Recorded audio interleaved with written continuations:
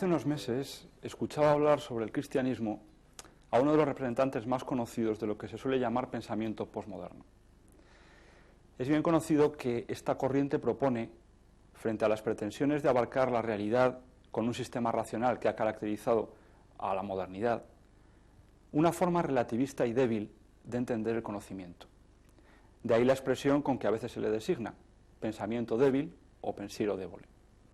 Pues bien, era Bátimo, precisamente el inventor de esta denominación, el que en su intervención pretendía mostrar que el cristianismo y el pensamiento débil eran compatibles. Para ilustrarlo se remitía a una afirmación que se recoge en la obra de Dostoyevski, titulada Los demonios, donde se atribuye a uno de los personajes haber sostenido: aunque me demuestren matemáticamente que la verdad existe fuera de Cristo, preferiría quedarme con Cristo a irme con la verdad.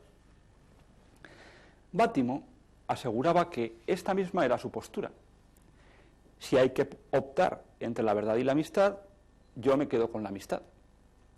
Exactamente lo contrario de aquella célebre afirmación de Aristóteles que se transformó en un proverbio latino: amicus Plato, sed magis veritas. Soy amigo de Platón, pero más de la verdad. A simple vista, este planteamiento puede parecer atractivo para el hombre contemporáneo.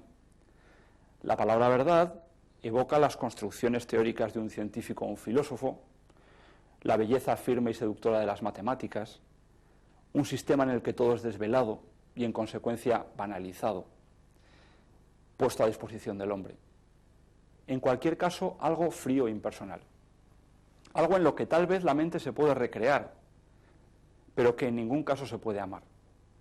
En cambio, Jesucristo es una persona amable. Con Él se puede entablar una relación personal. Es alguien que merece nuestra estima. ¿Cómo no decidirnos por Él? Lo cierto es que para el pensamiento cristiano, en la medida en que ha pretendido ser las dos cosas, pensamiento y cristiano, el dilema jamás se ha planteado, por la sencilla razón de que su convicción básica es que Jesucristo es la verdad. Pues creer en Jesucristo no significa que nos atraiga su modo de ser o que nos parezca sugerente su propuesta, sino reconocer que es quien pretende ser, el Hijo de Dios hecho hombre. Y si esto es verdad, quien pretendiera escoger a Jesús y lo negara, no solo estaría en el error, sino que se estaría equivocando de persona y acercándose a un ser imaginario.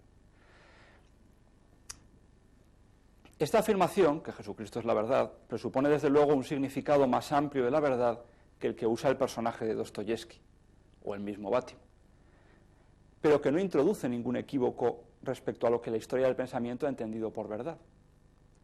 Decir que Jesucristo es la verdad es, entre otras cosas, decir que el despliegue de la mente humana en el intento de conocer la realidad se encuentra siempre, de un modo u otro, con el Verbo eterno de Dios.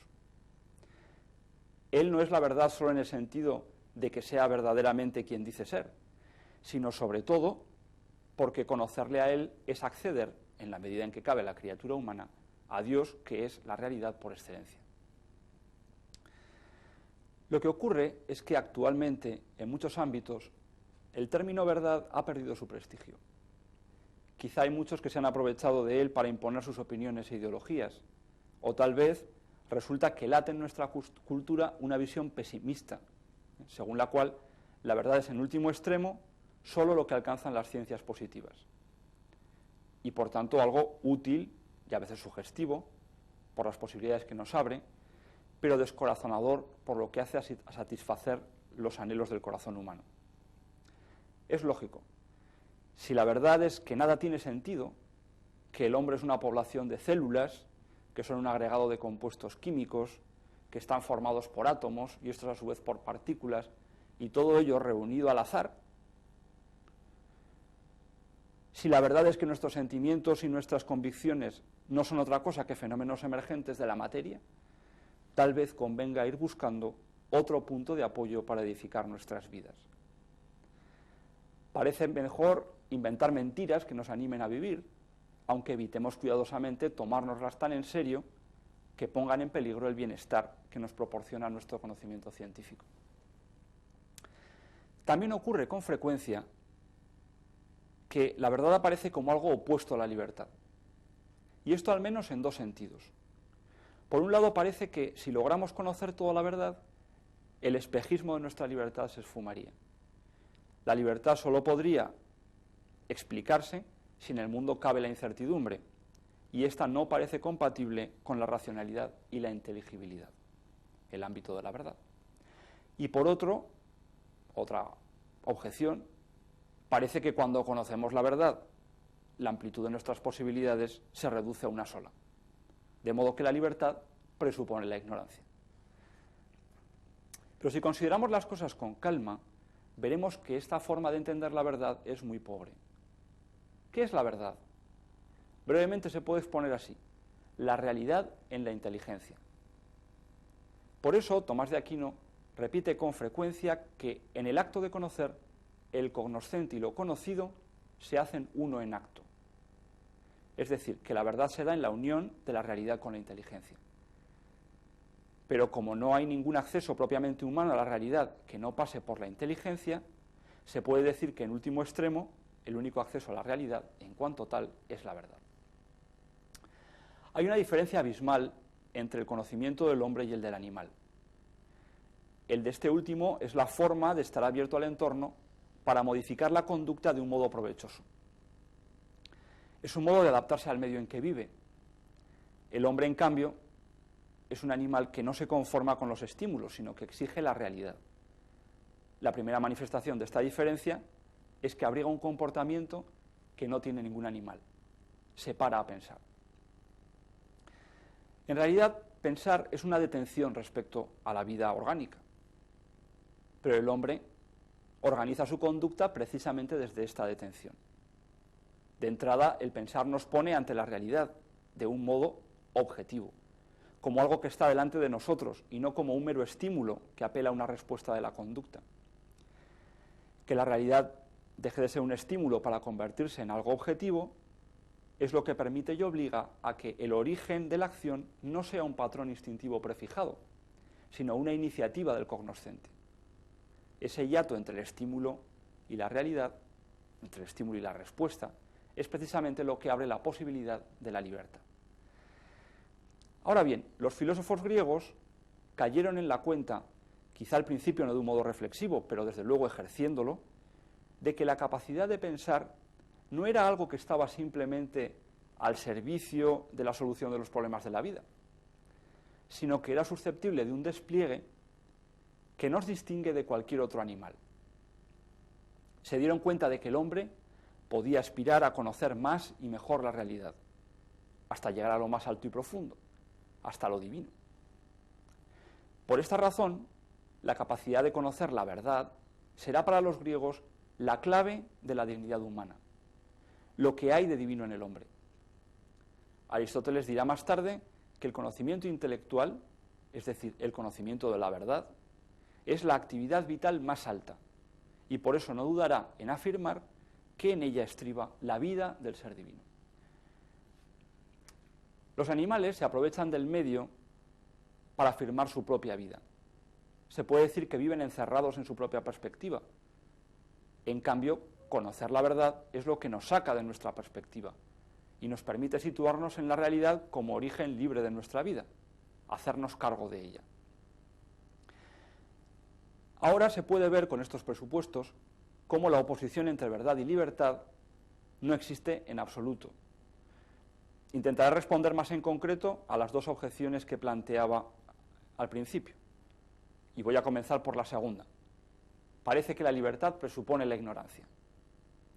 Pero antes de responder, tenemos que ponernos de acuerdo en qué entendemos por libertad. Cabe un sentido de libertad que es el que nosotros empleamos, por ejemplo, en la expresión caída libre. Un cuerpo pesado es atraído por la tierra y cae a ella con un movimiento que es predecible y que sucede si no hay nada que lo impida. También en este sentido, el animal es libre cuando no encuentra ninguna traba para seguir sus tendencias. Pero, aunque usemos este sentido de libertad para referirnos al hombre, es lo que se llama la libertad de coacción, nadie se sentiría satisfecho con que le reconocieran este sentido de libertad. Para nosotros ser libres es ser autores de nuestra vida. No podemos decir que los animales sean autores de su vida. sus patrones de comportamiento están prefijados y, en consecuencia, ninguno de ellos hace algo original.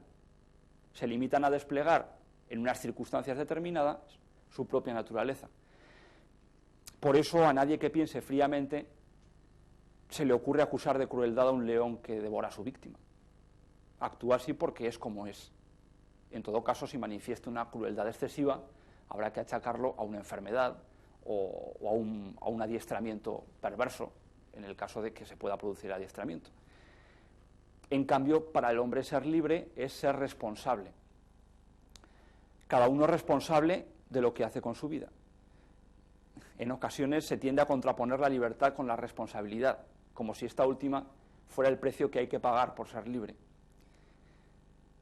Sin embargo, bien mirado, aquello a que llamamos libertad no es otra cosa que la posibilidad de ser responsables de lo que hacemos, en particular de lo bueno.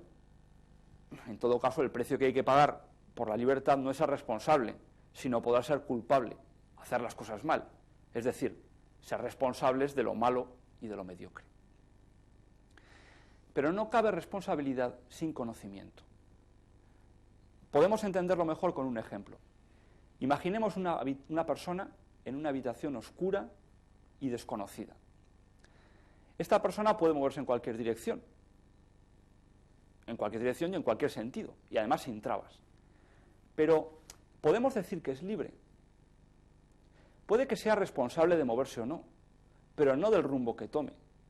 Es más, lo más prudente en este caso es no moverse hasta que sepa qué tiene alrededor. ¿Quién diría que es libre de ir donde quiera, precisamente porque todas las direcciones le resultan igualmente desconocidas? En realidad, solo si se enciende una luz puede esa persona ser dueña de la dirección que tome.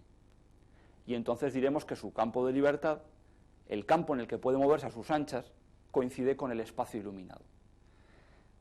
Del mismo modo, la ausencia de conocimiento provoca la parálisis o una suspensión de la libertad. Actuar en esas condiciones es abdicar del dominio de nuestra vida.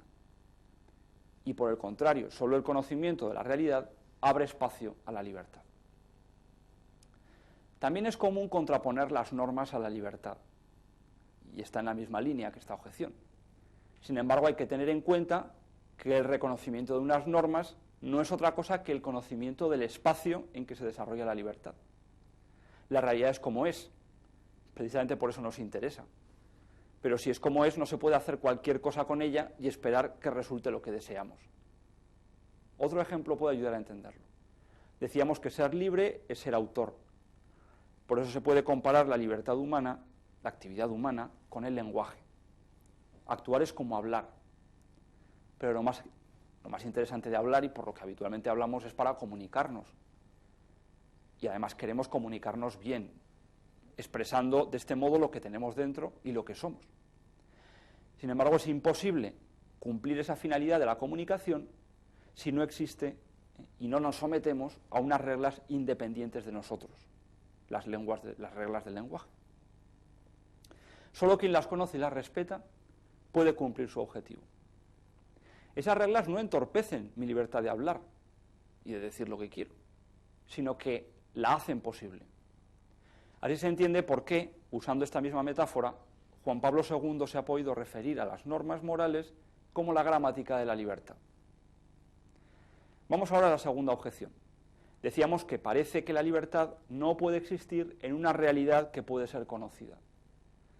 En efecto, parece que alcanzar la verdad acerca de lo real es encontrar unos vínculos lógicos necesarios entre las partes que permiten predecir su funcionamiento. ¿Cómo cabría libertad en un mundo así? En este prejuicio late una visión pobre del conocimiento, que se ve reducido a captar entre las cosas una serie de vínculos exteriores. Sin embargo, no podemos olvidar que conocer no es sólo relacionar objetos mediante leyes, sino principalmente penetrar en la profundidad de las cosas, conocer la naturaleza de las cosas, sus principios internos. ¿Qué es cada cosa? Pero al hacerlo, no nos encontramos siempre con lo mismo. El conocimiento no tiene por qué suprimir la novedad. De hecho, por ejemplo, captar la libertad, que también es real, es conocer una fuente de innovación que nunca está consumada. La idea de que el conocimiento acaba con la novedad es en realidad un prejuicio racionalista. Y el racionalismo, con su afán de seguridad y certeza, introduce una visión tan sesgada del conocimiento que acaba por fomentar las concepciones irracionalistas de la vida. Pero si es verdad que el conocimiento intelectual es la condición de posibilidad de la libertad, es porque la verdad no paraliza la vida, sino que estimula y despierta en ella precisamente la respuesta propiamente espiritual. La verdad despierta la libertad y esta a su vez intenta responder a ella y encontrar más verdad. La mentalidad racionalista considera que ante la verdad solo cabe o la contemplación estática con S, pararse delante de la verdad, o el uso del conocimiento para fines pragmáticos. Pero no es este el único modo posible de ver las cosas. Así, por ejemplo, Leonardo Polo dice que la relación más propia de la libertad personal con la verdad es el encuentro. Y ese encuentro suscita la inspiración.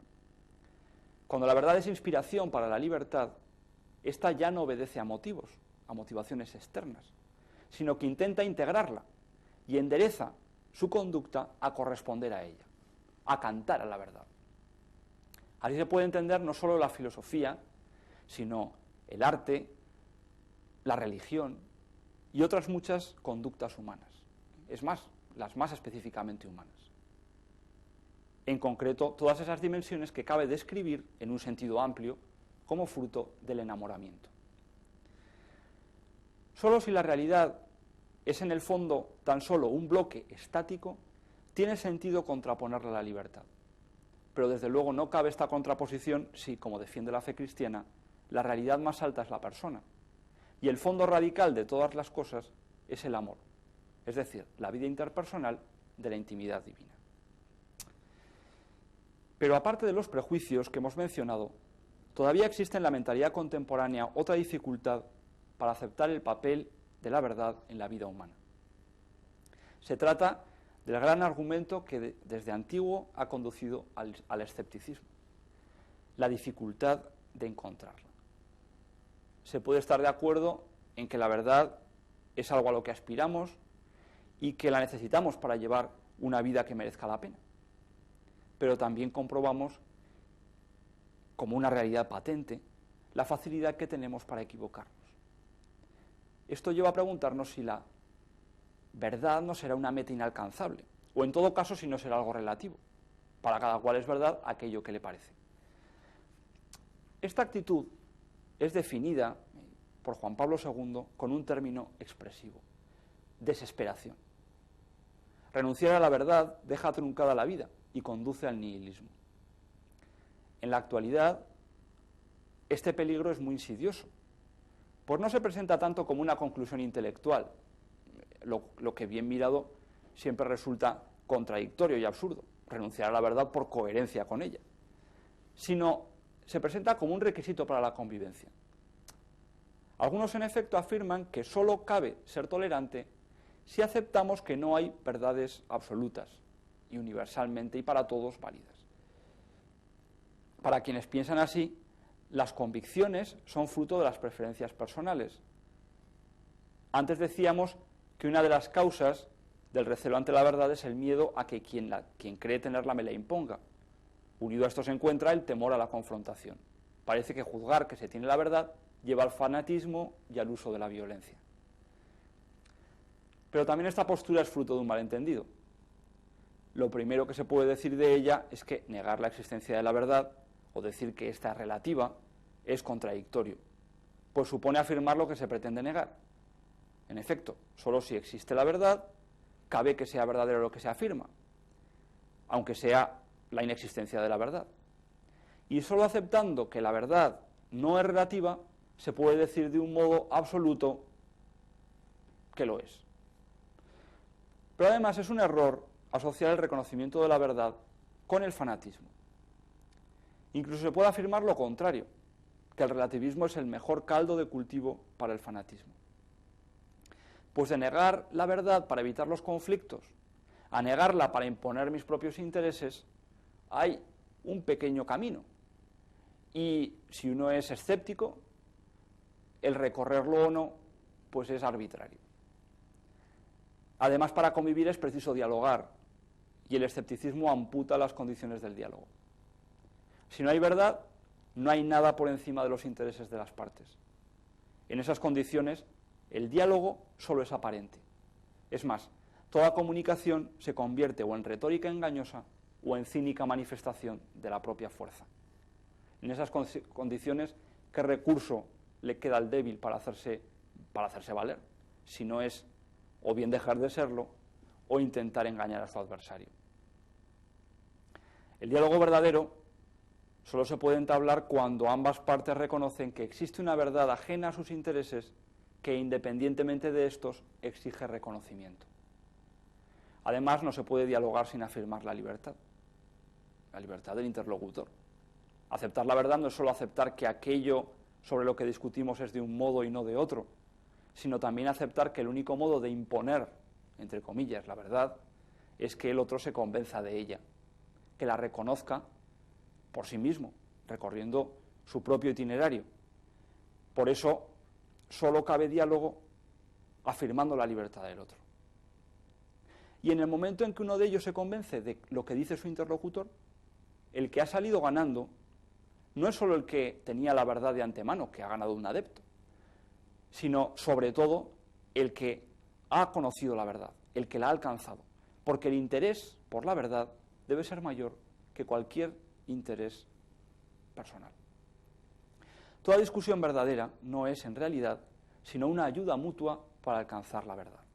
Lo que pasa es que muchas veces los diálogos y las discusiones no se organizan de esta manera, porque no somos consecuentes con aquello que pretendemos. En realidad, no cabe convivencia entre personas sin verdad. La verdad es una parte esencial del bien común, porque sin ella no cabe comunidad humana de ningún tipo. La facilidad con que nos equivocamos lleva, sin embargo, muchas veces, tanto en la vida personal como en la colectiva, a la renuncia a edificar la vida sobre la verdad y a conformarse con sucedáneos, como el consenso o el propio modo de ver las cosas. Desde luego, nada de malo tienen ni el consenso ni el propio modo de ver las cosas, siempre que no quieran sustituir a la verdad. La constatación de que no estamos en posesión total de la verdad es una verdadera manifestación de sabiduría. Pero si nos damos cuenta al mismo tiempo de la importancia de la verdad y de la dificultad de encontrarla, la única postura consecuente es reconocer que debemos buscarla. Buscar la verdad es ya un modo de edificar la vida sobre ella, y buscarla juntos un modo de compartirla y de edificar sobre ella nuestra vida. De todos modos, a pesar de esta dificultad, la verdad va saliéndonos al paso en nuestras vidas. Lo decisivo es la actitud que tomamos ante ella. La respuesta adecuada al encuentro con la verdad es integrarla en nuestra existencia, y eso exige, entre otras cosas, coherencia y el ejercicio de muchas virtudes. Pero existe también el riesgo de adoptar una postura débil que lleva a la renuncia. La consecuencia de esta actitud es que la verdad se aleja de nuestra vida y la persona se encierra en la mediocridad y se va hundiendo en el sinsentido. Como decíamos, la verdad no es solo un asunto intelectual y descomprometido, porque es algo radicalmente personal. Donde esto aparece con más claridad es en la dimensión religiosa del ser humano. Hay una verdad de la que no podemos prescindir, que es la verdad acerca de nosotros mismos y de nuestro lugar en la realidad. Renunciar a buscarla y abrazarla es renunciar a nosotros mismos y vicia de raíz nuestra existencia. En ese conocimiento consiste la sabiduría, y esa búsqueda nos lleva a Dios. Es más, aunque con la fe se nos entrega esta verdad, la fe no anula la búsqueda, porque es el inicio de una larga tarea. Pero además de a la verdad, el hombre está también referido al bien. ¿Qué es el bien? Según Aristóteles, el bien es aquello hacia lo que todas las cosas tienden. El bien es el fin de una tendencia y tiene razón de perfección. En este sentido, se habla de un modo impropio cuando se dice que un ser tiende a la corrupción o a la destrucción. La inclinación a la destrucción no es una tendencia de cada cosa, sino un efecto de su falta de unidad. que es fruto de las tendencias de las partes que lo integran, que no están del todo integradas en la unidad del todo. A veces se tiende a pensar la perfección en términos productivos. El mismo nombre, que deriva del latín perficio, acabar, lo sugiere. Y puede dar la impresión de que lo que ya es perfecto es estático. Aristóteles entiende, en cambio, el bien en términos de actividad. Por ejemplo, el placer es un tipo de bien al que tendemos, pero el placer no es una detención de la vida, sino la actividad natural sin trabas, actividad que, por supuesto, se ejerce respecto de aquello que los fines naturales que perseguimos. El bien para cada cosa es alcanzar su mayor grado de actividad, lograr y mantener sus objetivos y con ello desplegar su vida. La dificultad que puede levantarse contra esto procede de no distinguir entre movimiento y actividad. El movimiento es aquella actividad que pretende alcanzar el fin, pero todavía no lo ha conseguido. En cambio, hay actividades que son posesivas. En ellas actuar es poseer el fin. El ejemplo más claro de esto son las actividades cognoscitivas. A diferencia de los movimientos y de las actividades productivas, que cesan cuando se alcanza el fin, cuando alcanzan el fin, el conocimiento, incluso sensible, solo existe en la medida en que posee el fin, y por tanto no se interrumpe al alcanzarlo. Puede de suyo ser permanente sin frustrarse. Conozco, ya he conocido y sigo conociendo. Pero no construyo y ya he construido, y cuando he construido ya no sigo construyendo. Aristóteles y Tomás de Aquino distinguen de este modo las actividades inmanentes que perfeccionan al agente de las actividades transitivas o movimientos que perfeccionan una materia o algo exterior. Está claro que no todos los seres pueden aspirar a todo. Solo se puede desear aquello que se puede tener, aquello que me puede perfeccionar, es decir, respecto a lo cual se puede ejercer una actividad. De todos modos, el hombre, como ser intelectual, puede desearlo todo, porque al menos puede conocerlo. Por eso nuestra apertura al bien es universal. Ahora bien, como decíamos al principio, el conocimiento intelectual no capta las cosas en función de unos intereses previos, sino que las capta en sí mismas, en su realidad. Por eso nuestra actitud hacia el bien no aspira solo a satisfacer nuestras necesidades y afirmar nuestra vida individual. En general, la tendencia hacia el bien en la psicología clásica se denomina amor. Con este nombre se recogen desde las tendencias del calamar al acto de la voluntad de los seres espirituales. Pero el hombre es capaz de dos tipos de amor distintos. Estos han recibido diversos nombres. Aquí usaré la terminología que usa Lewis en su libro Los Cuatro Amores, porque es quizá la más general. Amor-necesidad y amor-dádiva. El amor-necesidad es la tendencia al bien que tiende a satisfacer una necesidad individual. Es el caso, por ejemplo, del agua para el sediento. En este caso, cuando hemos cubierto la necesidad, nuestro interés por aquello que la cubre cesa en absoluto. El otro amor es el específico de los seres intelectuales. Consiste en la afirmación de la realidad de cada cosa. Este amor se manifiesta, por ejemplo, en el dolor que nos puede producir la desaparición de una especie o de algo bello. No afirmamos estas cosas solo por lo que nos reportan, sino porque juzgamos sin más que es bueno que existan. Por supuesto, este amor se da con la máxima propiedad en la afirmación de aquella realidad que es digna por sí misma y que merece una afirmación incondicional, la persona. Ahí aparece con toda claridad el amor de benevolencia, como le llamaba Tomás de Aquino, que es desear el bien para la persona amada. El bien dice una relación muy directa con la realidad, en cierto sentido más que la verdad. La verdad es la realidad en mí, en mi inteligencia, pero cuando la voluntad se orienta al bien, se orienta hacia la realidad en sí misma. Y esto ocurre en todos los tipos de amor.